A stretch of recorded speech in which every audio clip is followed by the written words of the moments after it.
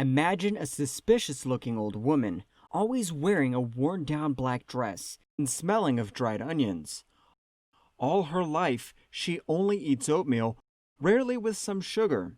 She preferred walking to public transport because it was cheaper. You would think, poor woman, but appearances deceive. This is one of the wealthiest women in 19th century America, earning $5 to $7 million a year. Henrietta Green was listed in the Guinness Book of Records in the last century as the world's greatest miser. She was known to be a cheapskate and an avaricious money-grubber, and was called the Witch of Wall Street because people were envious, for understandable reasons, but they didn't see the full picture. Henrietta was born in 1835 to a Quaker family and inherited her family's whaling company. She showed her commercial abilities from childhood. She read the stock market reports to her grandfather for a fee of 10 cents. She also spent a lot of time with her father in port, where she mastered the important skill for life, to swear like a sailor.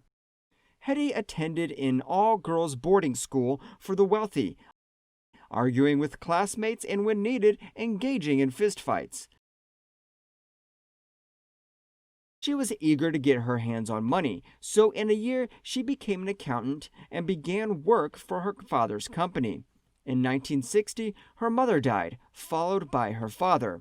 On his deathbed, the poor man told his daughter that he had been poisoned and that she would be next. As a result, Hetty decided to buy a gun.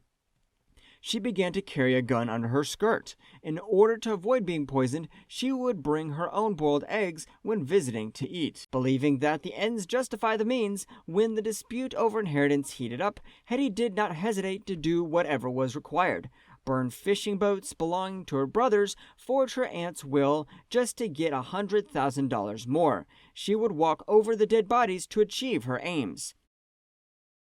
Years went by, and it was time to get married. She chose Edward Green, her business partner. Green had made a fortune selling silk, tea, tobacco, and hashish. Hetty decided that he knew how to make money and gave him her heart.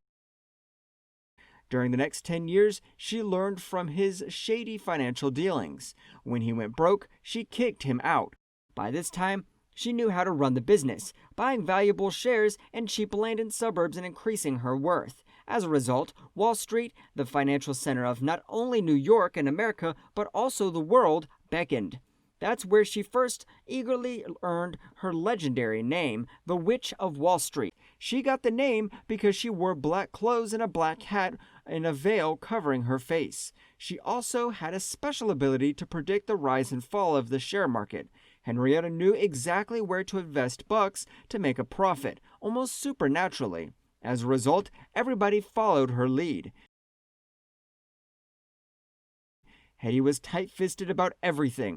When her son Ned broke his leg sledding, she wouldn't pay for him to see a doctor. She expected his leg to set on its own, but when it didn't and the leg became inflamed, she began looking for a free clinic. She dressed very poorly, so that the doctors wouldn't think she could pay for services. However, her son suffered from gangrene and the leg had to be amputated. It's no wonder that the children gradually stopped communicating with their mother. By the time she was old, she had very little. She lived alone with an angry and vicious small dog that she trusted the most and named Ned after her son. At the end of her life, Henrietta was a loan shark. She lived to the age of 81 and would have lived longer if her cook didn't overpay for milk.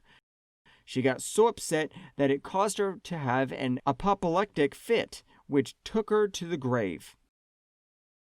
That's the life of Henrietta Green, a 19th century millionaire, the Witch of Wall Street. Now you can decide if you are envious of her or not.